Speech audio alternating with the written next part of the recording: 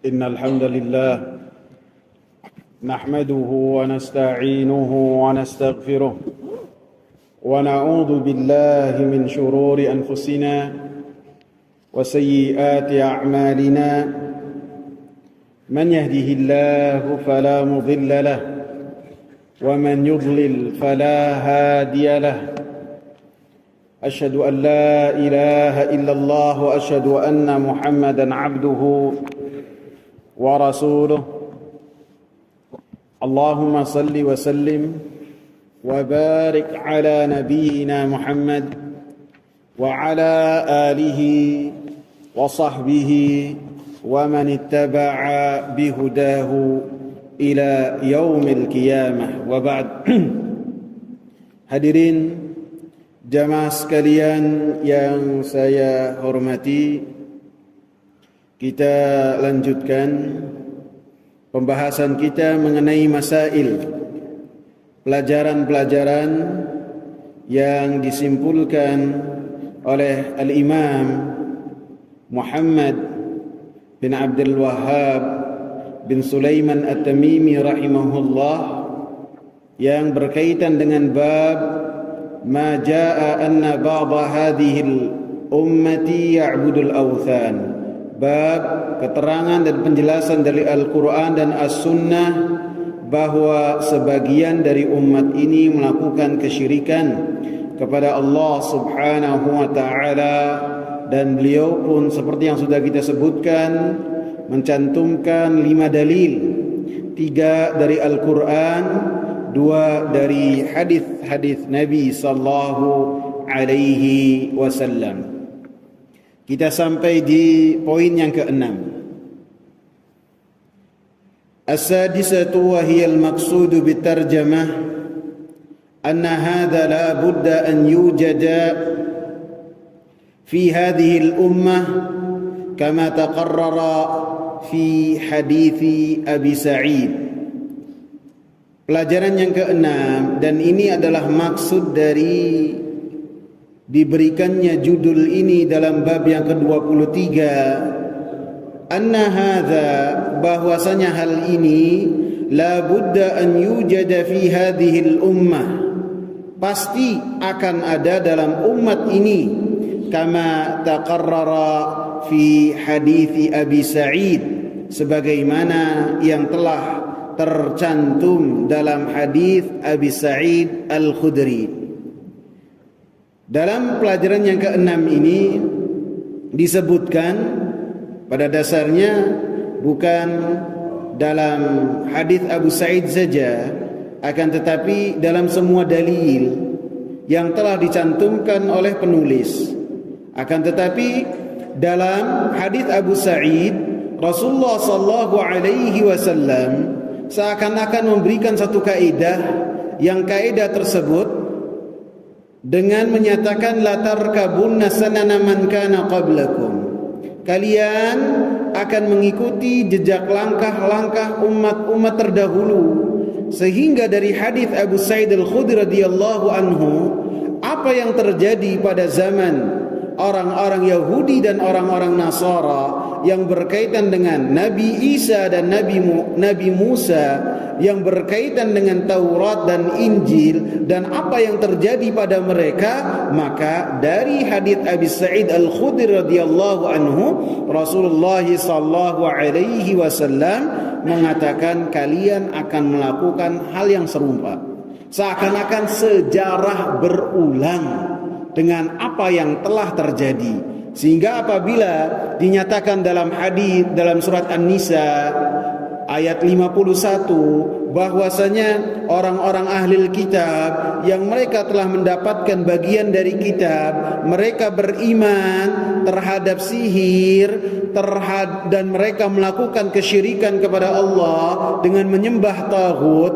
dan mereka pun mengatakan bahwasanya orang-orang musyrikin itu lebih baik keadaannya dan kehidupannya daripada orang-orang yang beriman, maka 3 hal ini pun akan terjadi dalam umat ini, karena Nabi sallallahu alaihi wasallam mengatakan latarkabunna sanana man kana qablakum. Kalian akan mengikuti jejak langkah umat-umat sebelum kalian.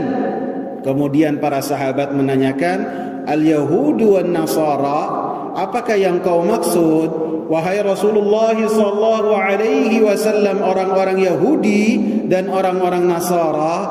Maka Rasulullah sallallahu alaihi wasallam katakan, faman, siapa lagi? As-sabi'atu, pelajaran yang ke-7.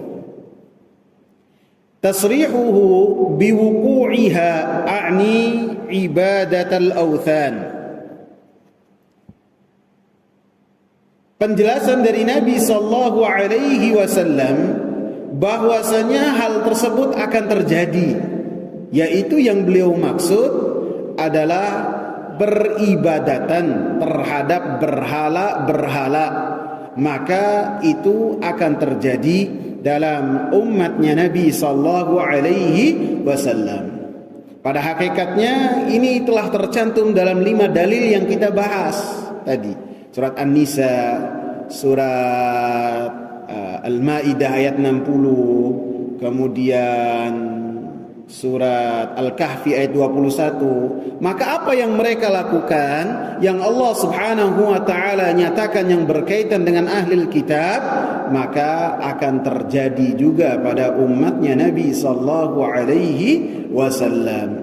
Lebih-lebih dalam hadis Abi Sa'id Al-Khudri radhiyallahu anhu, yang Rasulullah sallallahu alaihi wasallam katakan, la tattabi'un, kalian semuanya atau sebagian kalian akan mengikuti apa yang telah dilakukan oleh umat terdahulu.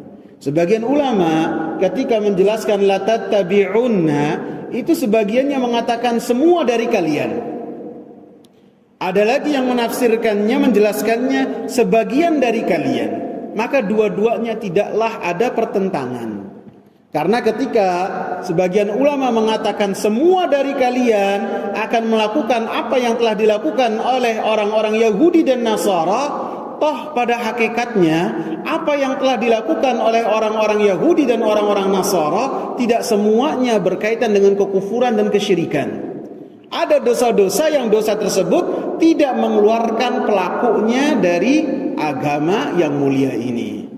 Sehingga ketika dikatakan kalian semuanya akan mengikuti, itu ditafsirkan bahwasannya semua dosa yang dilakukan oleh orang-orang Yahudi dan orang-orang Nasara tidaklah semuanya kesyirikan. Dan ketika ditafsirkan dan dijelaskan bahwasanya sebagian dari umat ini, yaitu ketika pembahasannya berkaitan dengan kesyirikan-kesyirikan dan dosa-dosa yang mengeluarkan pelakunya dari agama yang mulia ini yang telah dilakukan oleh orang-orang Yahudi dan orang-orang Nasara. Jadi ini dalil yang pada hakikatnya semua dalil.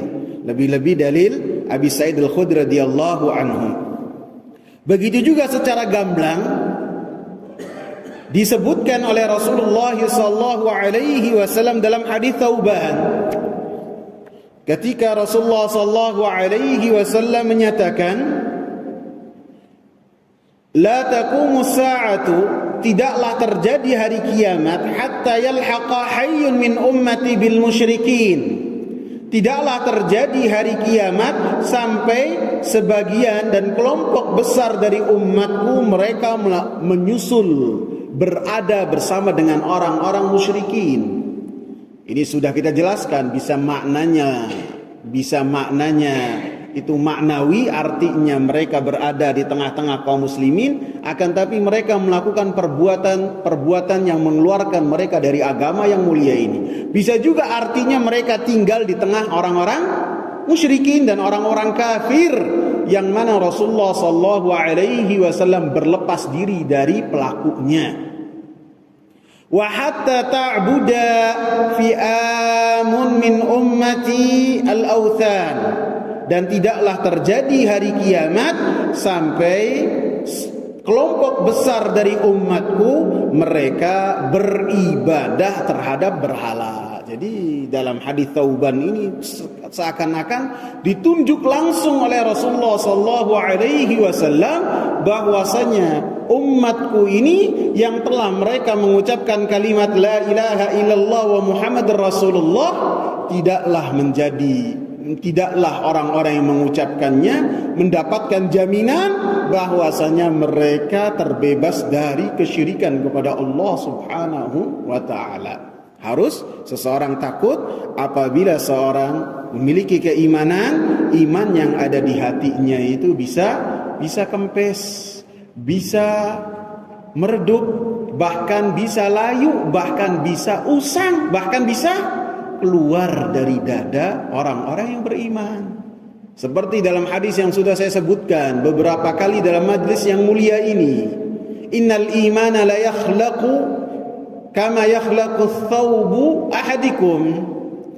Sesungguhnya keimanan itu bisa usang sebagaimana usangnya baju salah seorang di antara kalian. Kita beli baju, kemudian bajunya baru disimpan terus dalam lemari, nggak dipakai-pakai. Usang nggak? Usang, bisa usang ya. Anggaplah 4 tahun 3 tahun nggak dipakai, taruh terus dalam lemari, bisa rusak. Maka kata Rasulullah, keimanan itu bisa usang sebagaimana usangnya baju seseorang. Was'alullaha an yujaddida imanakum, maka mintalah kalian pertolongan kepada Allah Subhanahu wa taala, berdoalah kepada Allah Subhanahu wa taala supaya Allah Subhanahu wa taala memperbaharui keimanan kalian. Kemudian ats-tsaminatu, pelajaran yang ke-8. Al-ajabul ujab, sesuatu yang sangat mengherankan. Khuruju man yadda'i nubuwata, munculnya orang-orang yang mereka menyatakan bahwasanya mereka itu mendapatkan kenabian.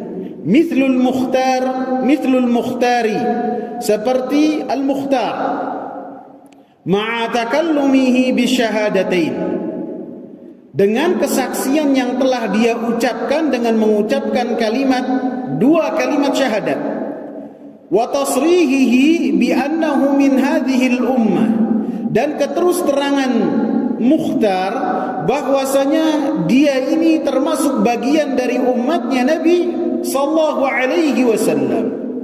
Wa anna rasula haq, dan keyakinan al-mukhtar ini bahwasanya Rasulullah sallallahu alaihi wasallam adalah hak.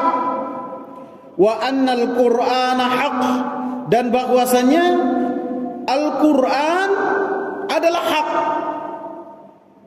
Wa fihi, dalam Al-Qur'an, anna Muhammadan khatamun nabiyyin, bahwasanya Nabi Muhammad sallallahu alaihi wasallam adalah penutup para nabi.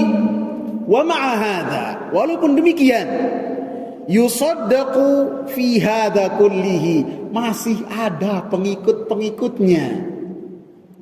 Ma'a tadahil wadhihi, walaupun terdapat kontradiksi yang sangat jelas sekali, pertentangan yang sangat nyata sekali. وقد خرج المختار في آخر عهد الصحابة وتبعه فئام كثيرة, dan telah muncul al-mukhtar di akhir zamannya para sahabat ridwanullahi alaihim, dan orang ini memiliki pengikut-pengikut yang sangat banyak sekali. Jadi yang pertama kali ditonjolkan oleh penulis suatu hal yang sangat mengherankan. Ada orang-orang yang menyatakan bahwasanya dirinya adalah mendapatkan kenabian sebagaimana Nabi Muhammad sallallahu alaihi wasallam. Kemudian penulis membawakan contohnya adalah Al-Mukhtar. Mukhtar ini Al-Mukhtar bin Abi Ubaid bin Mas'ud Ats-Tsaqafi. Dia adalah orang yang hidup sezaman dengan Nabi sallallahu alaihi wasallam. Jadi ketika Nabi sallallahu alaihi wasallam menaklukkan kota Taif, pada tahun 8 Hijriah di bulan Syawal, atau pada hakikatnya tidak menaklukkan. Nabi mengepung beberapa lama, kemudian orang-orang Thaqif ini bertahan di benteng yang sangat kokoh. Kemudian setelah beberapa lama dan pasokan makanan mereka itu di dalam benteng ini bisa 1 tahun tidak keluar dari benteng. Maka Rasulullah keluar meninggalkan Thaqif, kota Taif. Penduduknya namanya Thaqif. Maka sebagian orang mengatakan kepada Rasulullah, "Ya Rasulullah, ud'u ala Thaqif." Doakanlah untuk orang-orang Taif ini kebinasaan. Doakanlah supaya mereka itu binasa. Apa kata Rasulullah? Allahumma hadihim. Allahumma hadihim. Allahumma dihim. Ya Allah, berilah hidayah mereka. Berilah hidayah mereka. Berilah hidayah mereka. Dan Rasulullah tambahkan wathabithum, dan tetapkanlah mereka dan teguhkanlah mereka. Sehingga orang-orang Taif, orang-orang Thaqif ini setelah Rasulullah berlalu, mereka menyatakan keislamannya, kemudian mengutus beberapa utusan termasuk Urwah ibn Mas'ud Ats-Tsaqafi menyatakan kepada Rasulullah bahwasanya Bani Thaqif mereka beriman dan tunduk patuh kepada Rasulullah sallallahu alaihi wasallam. Di antara orang-orang yang beriman tersebut ada yang namanya Al-Mukhtar ibn Abi Ubaid. Akan tetapi dia bukanlah termasuk dari sahabat. Kenapa, tahu nggak? Kenapa dia bukan termasuk sahabat? Padahal sezaman dengan Nabi dan dia juga beriman kepada Nabi. Kenapa? Karena tidak bertemu. Tidak bertemu. Sehingga orang ini tidaklah mendapatkan keistimewaan radhiyallahu anhum, orang-orang yang dipuji oleh Allah Subhanahu wa taala sebagai orang-orang yang diridhoi oleh Allah Subhanahu wa taala. Alhasil seperti yang sudah kita bahas, orang-orang Thaqif ini termasuk orang-orang yang keimanannya teguh, keimanannya kuat, sehingga ketika Rasulullah wafat, maka di antara mereka masih sebagian besar dari orang-orang Taif, orang-orang Thaqif, mereka tetap di atas keislamannya dan tidak murtad sebagaimana sebagian orang-orang Arab Badui atau kabilah-kabilah yang mereka menyatakan keluar dari Islam ketika mendapati Rasulullah wafat. Alhasil, Mukhtar bin Abi Ubaid ibn Mas'ud Ats-Tsaqafi ini termasuk orang-orang yang dia itu loyal kepada Abdullah ibn Zubair. Kemudian dia juga termasuk orang yang mampu menaklukkan kota Kufah. Jadi pada tahun setelah wafatnya Husain dalam peperangan Karbala, syahidnya Husain dalam peperangan Karbala, atau lebih tepatnya tragedi Karbala, maka Mukhtar ibn Abi Ubaid ini termasuk apa yang dia lakukan adalah menunjukkan loyal yang sangat luar biasa kepada ahlul bait, kepada keluarganya Nabi sallallahu alaihi wasallam. Bahkan dia itu meminta kepada orang-orang yang ada di Kufah untuk mereka itu mencari siapa pelaku pembunuhan dari Husain radhiyallahu anhu. Sehingga di antara orang-orang yang kedapatan oleh Mukhtar bahwasanya dia termasuk pelaku yang telah membunuh Husain dan keluarganya, langsung dibunuh oleh Mukhtar. Kemudian dengan berjalannya waktu, Mukhtar ini yang tadinya sedikit demi sedikit menyatakan bahwasanya dia sangat loyal kepada keluarganya Nabi, kemudian orang-orang Syiah pun dari pendukungnya Abdullah ibn Sabah berkumpul kepada Mukhtar ibn Abi Ubaid, kemudian setelahnya mengaku menjadi seorang nabi, mengaku menjadi seorang nabi. Kemudian setelah waktu berlalu diingatkan dan kemudian dibunuhlah Mukhtar ibn Abi Ubaid ibn Mas'ud Ats-Tsaqafi oleh Mus'ab ibn Zubair pada tahun 67 Hijriah. 67 Hijriah, pada saat itu kekuasaan Kufah dan khilafah Islami pada saat itu di Jazirah Arab dikuasai oleh Abdullah ibn Zubair, kakak dari Mus'ab ibn Zubair, sehingga Al-Mukhtar ini dibunuh dan dieksekusi oleh Mus'ab ibn Zubair. Sehingga dikatakan oleh penulis, ini adalah sesuatu yang menakjubkan. Orang yang seperti Mukhtar, dia itu meyakini dan membenarkan Al-Quran, beriman terhadap Al-Quran, beriman terhadap Nabi Muhammad SAW, dan kabar-kabar dari Al-Quran, kabar-kabar dari Rasulullah SAW menyatakan bahwasanya Nabi Muhammad SAW adalah penutup para nabi. Bahkan ditegaskan, ma'atakallumihi bisyahadatain. Orang ini telah mengucapkan kalimat La ilaha illallah wa Muhammad Rasulullah, dan ketika mengatakan Muhammad Rasulullah meyakini pastinya bahwasanya Nabi Muhammad sallallahu alaihi wasallam adalah penutup para nabi dan tidak ada lagi nabi sesudahnya. Akan tetapi apa? Kok bisa dari orang ini keluar pernyataan bahwasanya dirinya mendapatkan wahyu dari Jibril, sehingga ini menunjukkan apa yang dikatakan oleh beliau, suatu hal yang sangat mengherankan. Ma'at tadaddil wadih, padahal ada kontradiksi yang luar biasa dari apa yang diyakini oleh Mukhtar dan apa yang diklaim oleh Mukhtar. Akan tetapi kegoncangan keadaan yang ada pada diri Mukhtar baik lahir ataupun batin, masih ada saja orang-orang yang mengikuti. Wa ma'ahada yusaddaq. Walaupun demikian keadaannya rancu, akan tapi masih ada pengikutnya. Jadi patokan orang itu ada pengikut, maka kalau ada pengikut pasti benar, itu tidak menjadi suatu hal yang menjadi suatu kepastian. Tidak. Ini nabi palsu ada pengikutnya, bahkan banyak. Nabi SAW mengabarkan pada hari kiamat, wa ra'aitun nabiyya wa ma'ahu rahta. Pada hari kiamat, nabi-nabi itu akan dikumpulkan bersama dengan pengikut-pengikutnya. Ada nabi yang ketika dikumpulkan bersama dengan umatnya, pengikutnya hanya 3 sampai 9 saja, rahat. Tidak banyak. Antum di sini berapa? Banyak, luar biasa. Luar biasa.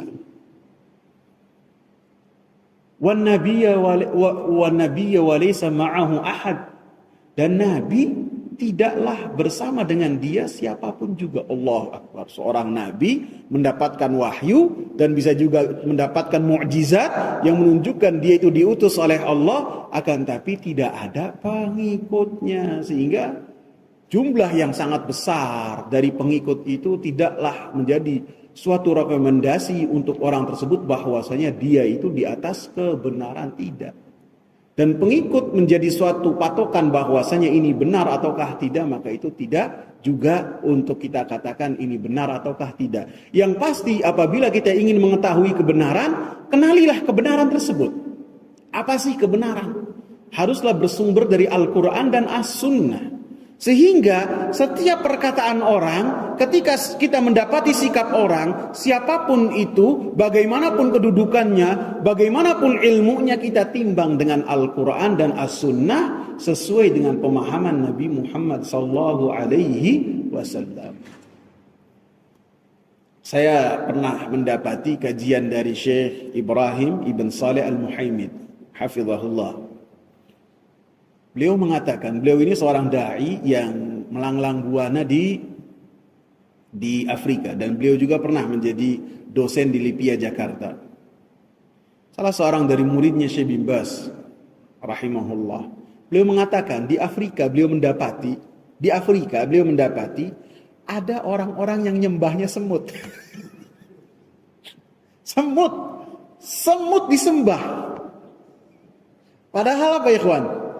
Tinggal kita giniin juga sudah tinggal disembah, semut disembah. Dan ada pengikutnya, ada yang berkumpul memiliki keyakinan untuk menyembah semut. Nasallahu alafiyah. Ada yang menyembah ular, ada yang menyembah sapi, ya kan? Kita juga pernah bahas ada yang menyembah tikus. Ada pengikut-pengikutnya. Alhasil hati ini adalah bejana. Hati ini adalah bejana. Apabila hati ini tidaklah dipenuhi dengan keyakinan yang hak, maka hati ini akan mencari satu keyakinan yang dengannya hati ini bergantung. Apabila tidak mendapati yang hak, maka pasti akan bergantung dengan sesuatu yang batil yang ia jadikan sebagai keyakinan yang dengannya dia bersandar terhadap keyakinan tersebut. Antum jangan kira orang-orang ateis mereka tidak punya klinik. Dia memiliki keyakinan-keyakinan yang tidak masuk akal. Mungkin apabila di antara kita itu pernah bergaul dengan orang-orang ateis atau mendapatkan kabar tentang orang-orang ateis, mereka pun memiliki mitos-mitos yang tidak masuk akal. Padahal mereka ketika mengatakan tidak ada Tuhan, mereka mengagungkan apa? Akal. Kan tapi apa? Pasti hati ini akan mencari keyakinan. Walaupun lisannya mengatakan tidak. Seperti yang sudah kita bahas, Allah mengatakan ja'al haqqu wa zahaqal batil. Apabila al-haq itu datang, kebatilan itu pasti hilang. Sebaliknya, ketika al-haq itu tidak ada, tidak tampil, maka yang mengisi adalah satu kebatilan. Itu pun yang berkaitan dengan hati manusia. Sehingga dikatakan oleh Syekh Khalid ibn Abdullah al-Muslih, ini mantunya Syekh Muhammad bin Shalih al-Utsaimin, ketika beliau mengomentari pernyataan dari Syekh al-Imam Muhammad bin Abdul Wahhab, wa hadha yufidu annahu man takallama bi syahadataini wa'taqada madmunahuma zahiran faqad yaqa'u minhu ma yukhalifu hataini syahadataini wa yanqudu hataini syahadatain.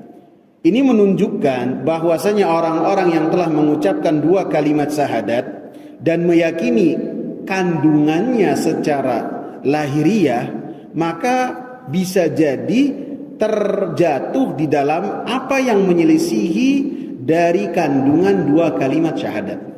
Bahkan bisa juga terjatuh di dalam perkara yang akan mengugurkan dua kalimat syahadat di dalam hatinya, sehingga tidak ada keimanan dan akidah yang benar dalam hatinya dengan apa yang telah dia lakukan. At-tasi'atu, pelajaran yang ke-9. Al-bisyaratu bi anna al-haqqa la yazul bil kulliyah kama zala fima madha bal la tazalu alaihi ta'ifah. Kabar gembira dari Rasulullah sallallahu alaihi wasallam bahwasanya kebenaran yang telah Rasulullah sallallahu alaihi wasallam bawa tidaklah akan hilang secara keseluruhan seperti apa yang telah terjadi pada umat-umat terdahulu. Akan tetapi la tazalu alaihi ta'ifah, akan senantiasa ada di atas kebenaran yang telah dibawa oleh Rasulullah sallallahu alaihi wasallam beberapa kelompok dan orang-orang yang mereka mengamalkan apa yang telah dibawa oleh Rasulullah sallallahu alaihi wasallam. Dan ini bisa kita ambil poin yang ke-9 ini dari hadis Thauban ketika Rasulullah sallallahu alaihi wasallam memberikan kabar gembira setelah sebelumnya menyebutkan hal-hal yang menakutkan bagi umatnya, maka Nabi sallallahu alaihi wasallam menyebutkan kabar gembira supaya umatnya Nabi sallallahu alaihi wasallam tidaklah menjadi umat yang pesimis. Akan tapi ada harapan di antara kabar yang telah Rasulullah sallallahu alaihi wasallam sampaikan. Dan ini metodologi Quranul Karim. Al-Quranul Karim disebut dengan thunai, diulang-ulang dua. Artinya Allah subhanahu wa ta'ala dalam Al-Quran, apabila antum perhatikan, tidaklah menyebutkan kekafiran kecuali setelahnya Allah subhanahu wa ta'ala sebutkan keimanan. Tidaklah Allah subhanahu wa ta'ala sebutkan keimanan kecuali setelahnya Allah subhanahu wa ta'ala sebutkan kekafiran.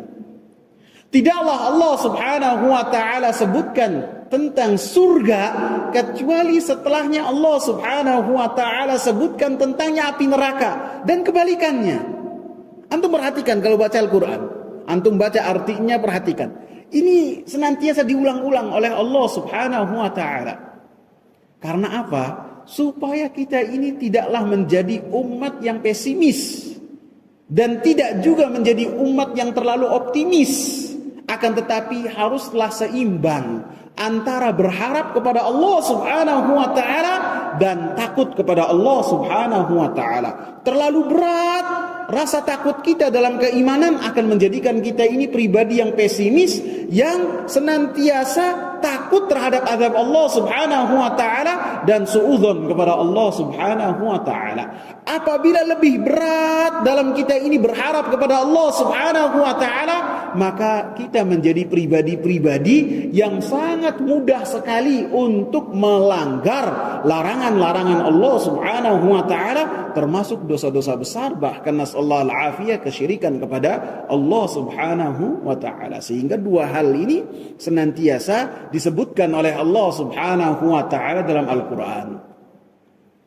Wa'lamu anna Allah syadidul 'iqab wa anna Allah ghafurur rahim, dalam surat Al-Maidah. Ketahuilah bahwasanya Allah Subhanahu wa taala azabnya sangat pedih, dan Allah Subhanahu wa taala Maha Pengampun, dan Allah Subhanahu wa taala Maha Penyayang. Seakan-akan kontradiksi, tidak disebutkan dalam satu kesatuan dalam satu ayat. Supaya apa? Kita ini tidak meremehkan larangan-larangan Allah, tidak kita itu menyepelekan perintah-perintah Allah, dan tidak juga terlalu menganggap remeh apa yang telah Allah Subhanahu wa taala larang. Harus seimbang antara rasa takut dan rasa harap kepada Allah Subhanahu wa taala.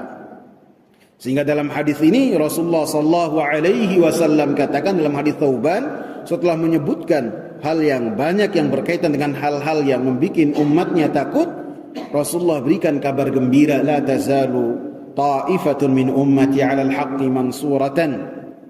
Senantiasa ada dari kelompok dari umatku yang mereka di atas kebenaran, mansuratan, ditolong oleh Allah Subhanahu wa taala. La yadurruhum man khadalahum, tidaklah mereka terdampak dari orang-orang yang tidak menolong mereka, memerangi mereka.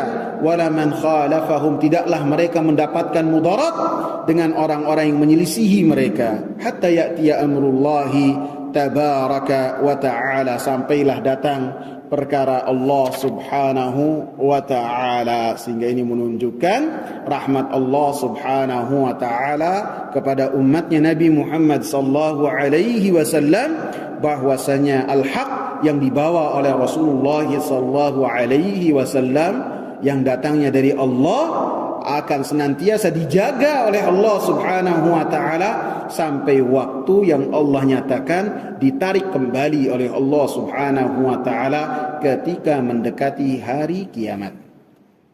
Al-ashiratu, pelajaran yang ke-10. Al-ayatul uzma, tanda kekuasaan yang sangat besar. Annahum ma'akillatihim, bahwasanya mereka orang-orang yang di atas kebenaran, walaupun jumlahnya itu sedikit, la yadurruhum man khadalahum wala man khalafahum, tidaklah memudaratkan mereka, membahayakan mereka orang-orang yang memerangi mereka dan menyelisihi mereka, walaupun jumlah mereka yang sangat sedikit. Ketika mereka berpegang teguh dengan al-haq dan diperangi oleh manusia, bahkan diselisihi oleh sebagian besar manusia, maka apa yang mereka lakukan menunjukkan bahwasanya mereka mendapatkan pertolongan dari Allah Subhanahu wa taala, sehingga mereka mampu berpegang teguh dengan Al-Qur'an dan As-Sunnah, walaupun pada saat itu ketika mengamalkan Al-Quran dan As-Sunnah bagaikan orang yang memegang bara api dengan tangannya langsung, sangat panas sekali. Akan tapi ini Allah Subhanahu wa ta'ala tolong orang-orang tersebut, Taifah Mansurah tersebut, sehingga mampu melawan arus, sehingga apapun yang dilakukan oleh orang-orang yang di hadapan mereka dan sekitarnya, mereka tetap yakin bahwasanya hujjah mereka ditolong oleh Allah Subhanahu wa ta'ala. Al-hadiyata asyarah, pelajaran yang ke-11. anna dzalika syarta ila qiyamis sa'ah, bahwasanya keberadaan kelompok tersebut yang berada di atas kebenaran, mereka akan senantiasa ada sampai hari kiamat tiba, atau tepatnya ketika menjelang hari kiamat. Karena hari kiamat itu seperti yang sudah kita bahas, tidaklah terjadi kecuali atas manusia-manusia yang sangat jelek. Hari kiamat tidak terjadi kecuali atas orang-orang yang sangat jelek, yang mereka tidak pernah ruku, tidak pernah sujud, dan mereka pun tidak pernah bertakbir sama sekali. Sehingga sebelum hari kiamat tiba, datanglah angin, yang angin tersebut sangat lembut, tidaklah melewati orang-orang yang beriman, walaupun imannya sekecil apapun, kecuali akan mencabut nyawa orang-orang yang beriman. Mau kemanapun orang-orang beriman pergi, maka akan pasti dilewati oleh angin ini. Sehingga setelahnya tidaklah ada di muka bumi kecuali orang-orang yang mereka melakukan kekufuran kepada Allah Subhanahu wa ta'ala. Pada saat itu Al-Quran diangkat oleh Allah Subhanahu wa ta'ala, karena Al-Quran diturunkan buat diapakan? Dibaca. Al-Quran diturunkan buat ditadaburi, dipelajari, dan diamalkan. Ketika tidak ada yang mempelajari, tidak ada yang membaca, Allah Subhanahu wa ta'ala menjaga kalamnya dan firmannya sehingga ditarik kembali oleh Allah Subhanahu wa ta'ala. Sehingga sebelumnya Al-Quran itu dicetak dalam mushaf, ketika orang-orang kafir membukanya sudah tidak ada lagi. Orang-orang kafir yang bisa jadi sebelumnya apal Al-Fatihah, atau bisa jadi apal Al-Baqarah, bisa ya. Bisa itu. Orang-orang orientalis itu yang mereka mempelajari Al-Quran untuk menghancurkan kaum muslimin, mereka hafal Al-Quran, hafal. Tapi sama Allah hatinya tidak dibuka untuk beriman terhadap Al-Quran. Bisa jadi mereka hafal Al-Quran, bisa jadi mereka hafal surat-surat yang panjang, minimal Al-Fatihah. Sebelumnya mereka hafal, ketika membaca lagi sudah tidak bisa, ditarik oleh Allah Subhanahu wa ta'ala, dicabut, diangkat oleh Allah Subhanahu wa ta'ala. Dan pada saat itulah kiamat terjadi terhadap orang-orang yang sangat jelek sekali. Atsaniyata asyrata, pelajaran yang ke-12. Ma fihi minal ayatil azimati. Di dalam bab ini ataupun hadis Tsauban ada tanda-tanda kekuasaan Allah Subhanahu wa ta'ala yang sangat besar. Tanda-tanda kekuasaan Allah Subhanahu wa ta'ala yang sangat besar ini bisa kita sebutkan secara lebih khusus lagi adalah mu'jizat. Mu'jizat dikatakan mu'jizat karena hal tersebut menunjukkan bahwasanya Nabi itu diutus oleh Allah. Karena mu'jiz dari kata melemahkan. Sehingga orang-orang yang mereka ingin menyatakan Nabi itu palsu, Nabi itu dusta, mereka tidak mampu ketika melihat mukjizat yang dibawa oleh seorang Nabi. Sehingga tidaklah ada mukjizat kecuali mukjizat tersebut mengalahkan keahlian yang dimiliki oleh kaum tersebut. Seperti yang terjadi pada zaman Nabi Musa. Zaman Nabi Musa mereka bangga dengan dukun, dengan sihir. Maka yang dibawa oleh Nabi Musa apa? Tongkat, yang tongkatnya itu bisa mengalahkan apa yang dibanggakan oleh sihir-sihir ataupun dukun-dukun.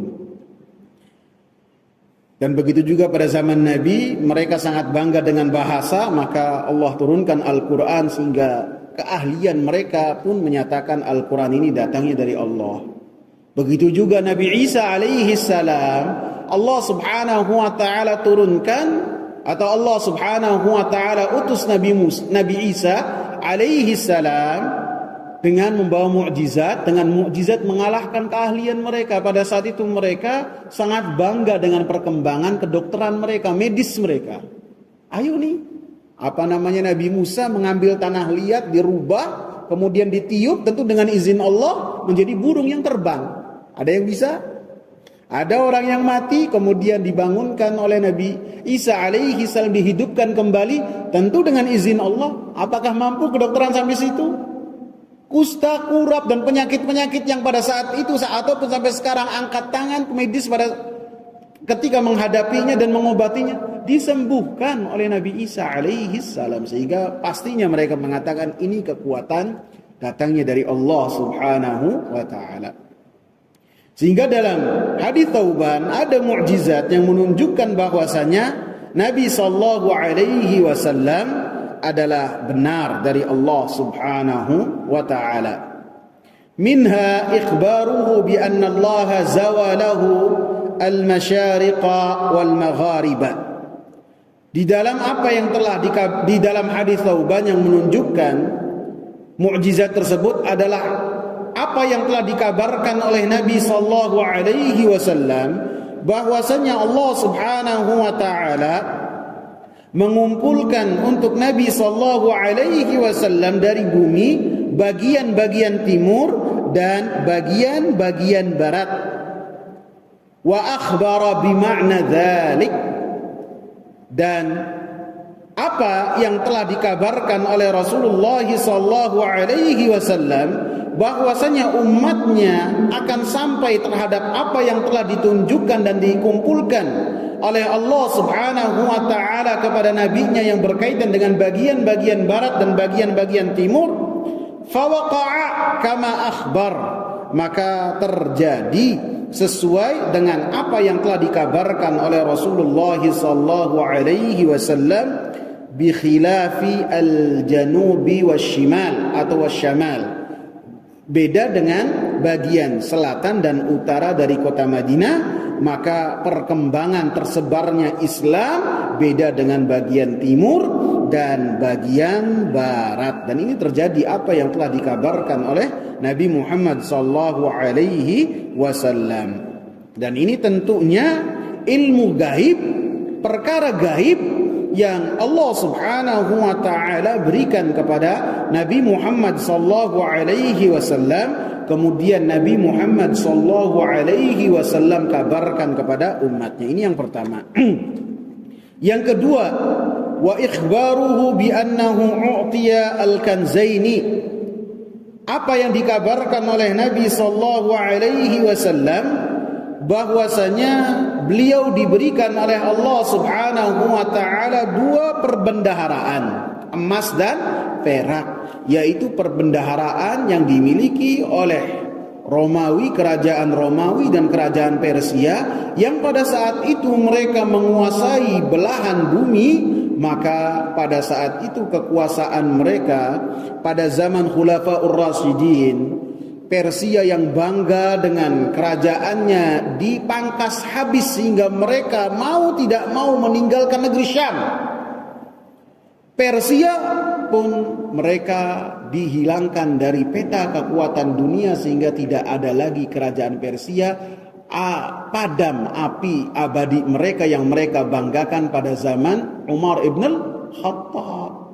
Sehingga apa yang dimiliki, perbendaharaan yang dimiliki oleh orang-orang Romawi dan orang-orang Persia, kerajaan Romawi dan kerajaan Persia sampai ke kota Madinah, dan sampai bahkan mahkota yang dipakai oleh Kisra, rajanya Persia, sampai juga ke tangannya Umar ibn al-Khattab, dan tentu Umar tidak memakainya, tidak. Kemudian yang berikutnya, apalagi yang dikabarkan? Wa ikhbaruhu, yang ketiga, bi ijabati da'watihi li ummatihi fil isnataini wa ikhbaruhu bi annahu muni'a thalithata. Apa yang dikabarkan oleh Nabi Muhammad sallallahu alaihi wasallam bahwasanya Allah Subhanahu wa taala telah mengabulkan doanya Nabi sallallahu alaihi wasallam untuk umatnya dalam dua perkara. Dan Nabi sallallahu alaihi wasallam mengabarkan pula bahwasanya untuk perkara yang ketiga, maka Nabi sallallahu alaihi wasallam tidak diberi ijabah oleh Allah Subhanahu wa taala. Dua perkara, yang pertama supaya umat ini tidaklah dibinasakan dengan paceklik yang panjang secara keseluruhan. Yang kedua, maka supaya jangan sampai ada orang-orang kafir yang menguasai orang-orang yang beriman, kemudian mereka menghancurkan apa yang dimiliki oleh orang-orang yang beriman. Maka yang pertama diijabah oleh Allah Subhanahu wa taala tanpa syarat. Yang kedua diijabah oleh Allah Subhanahu wa taala dengan syarat. Syaratnya itu apabila orang-orang yang beriman mereka memiliki satu kesatuan di atas al-haq, di atas kebenaran, sehingga umat ini bersatu dalam taat kepada Allah dan taat kepada Rasulullah sallallahu alaihi wasallam, dan senantiasa mengingatkan di antara mereka dengan yang baik dan melarang terhadap hal-hal yang mungkar, lebih-lebih yang berkaitan dengan kesyirikan, lebih-lebih yang berkaitan dengan tauhid. Maka tidak akan ada yang mampu menyentuh orang-orang yang beriman, walaupun seluruh orang-orang kafir dari seluruh penjuru dunia berkumpul untuk menaklukkan kaum muslimin, tidak akan mampu. Dan ini terjadi.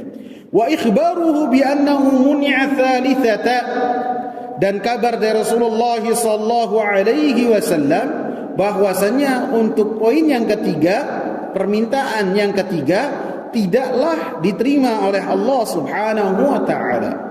Dan ini tidak dibahas dalam hadis Thauban. Bisa jadi penulis ini merujuk kepada hadis yang lain. Artinya poin yang ketiga ini yang tidak diberikan kepada Nabi Muhammad sallallahu alaihi wasallam dari apa yang telah beliau panjatkan doanya kepada Allah Subhanahu wa taala, supaya Allah Subhanahu wa taala tidaklah menjadikan kerusakan dalam umat ini dari apa yang ada di antara mereka.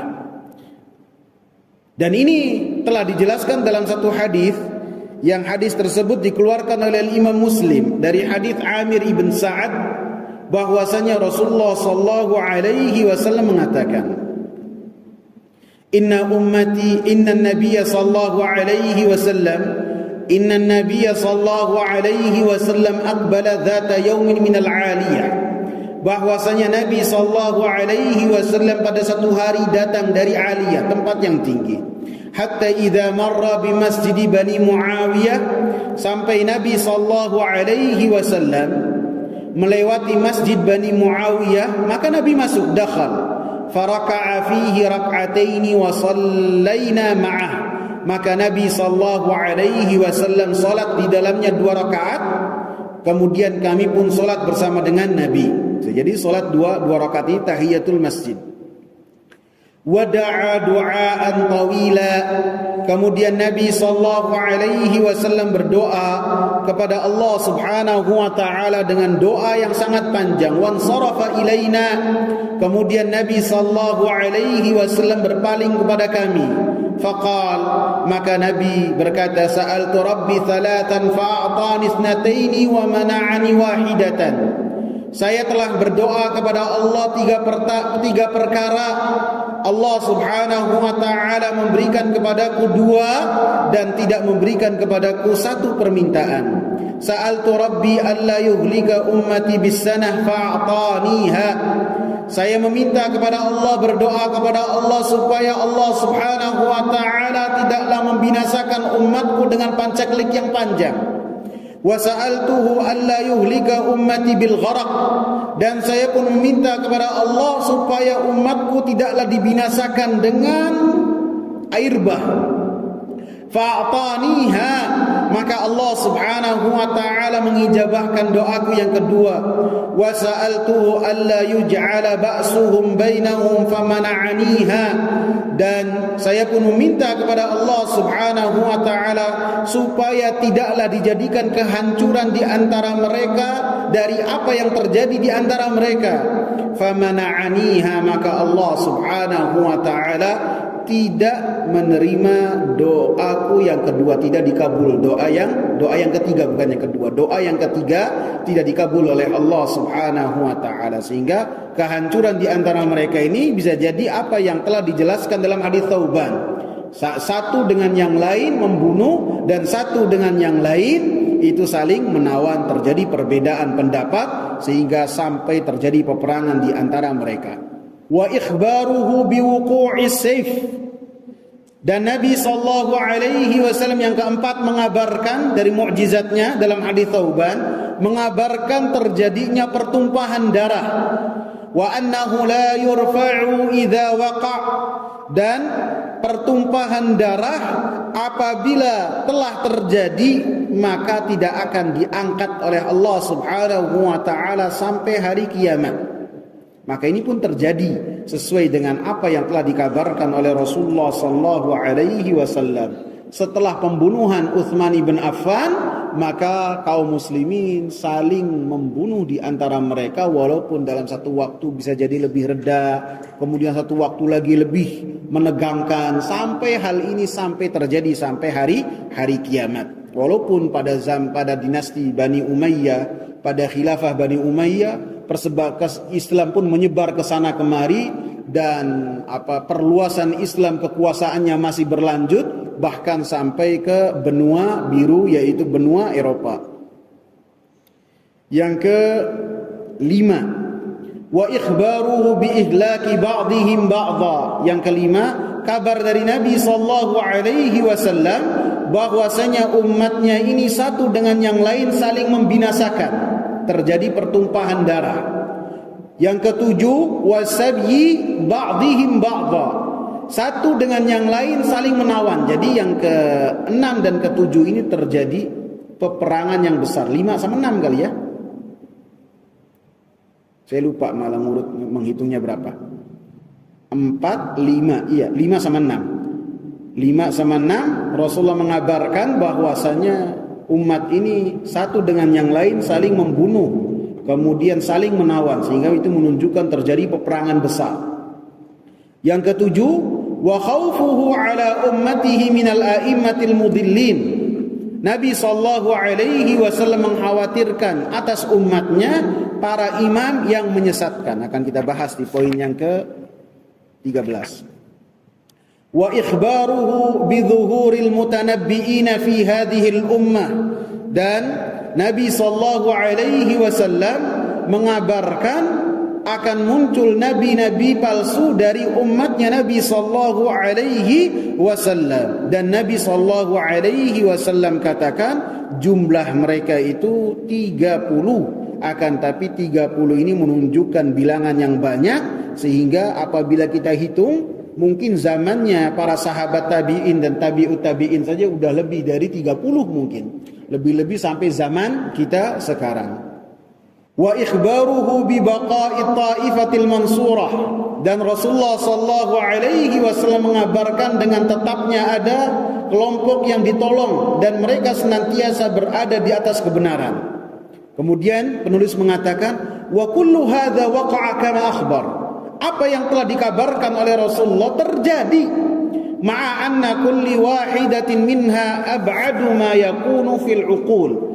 Walaupun setiap satu dari apa yang telah dikabarkan oleh Rasulullah sallallahu alaihi wasallam ini apabila kita hitung pakai akal itu tidak akan kena, akan tapi kabar dari Rasulullah pastinya wahyu, dan wahyu pastinya benar dan terjadi sesuai dengan kabar. Ingat, apa yang dikabarkan oleh Rasul itu bukan ramalan, bukan. Sebagian orang mengatakan Rasulullah telah meramal. Ini bukan, Rasulullah bukan dukun. Ya. Apa yang telah dikabarkan oleh Rasulullah maka kita ini katakan kabar. Kita bisa katakan Rasulullah wanti-wanti, akan tapi kita katakan Rasulullah meramal, maka ini suatu yang salah. Apalagi Rasulullah memperkirakan, tidak. Apa yang telah dikabarkan oleh Rasulullah pasti benar. Ats-tsalitsata asyrata hasrul khaufi ala ummatihi minal a'immatil mudillin. Rasulullah sallallahu alaihi wasallam mencukupkan kekhawatirannya bagi umatnya dari para imam yang menyesatkan. Para imam ini mencakup para umara, penguasa, para ulama, dan para ahli ibadah, yang mana ketiga golongan ini senantiasa bisa menggiring manusia. Para ulama, para umara dengan kekuasaan mereka, para ulama dengan penjelasan-penjelasan mereka, dan para ahli ibadah dengan suri tauladan yang mereka tonjolkan. Sehingga ketiganya apabila mereka dalam keadaan jahil, dalam keadaan zalim, dalam keadaan jauh di atas kebenaran, maka orang-orang yang banyak pun tersesat karena terpukau dengan tiga jenis manusia ini. Sebaliknya, apabila ketiganya dalam keadaan baik, maka keadaan manusia pun bisa menjadi lebih baik. Ar-rabi'ata asyrata, pelajaran yang ke-14, at-tanbihu ala makna ibadatil awthan. Peringatan bahwasanya yang namanya beribadah kepada berhala itu maknanya luas. Ini beliau ambil dari perkataan Nabi SAW. Sesungguhnya saya takut atas umatku dari imam-imam yang menyesatkan. Dari hadis ini beliau mengatakan bahwasanya yang namanya beribadah kepada berhala, yang namanya kesyirikan kepada Allah, bukan artinya hanya menyembah kepada berhala saja, bukan.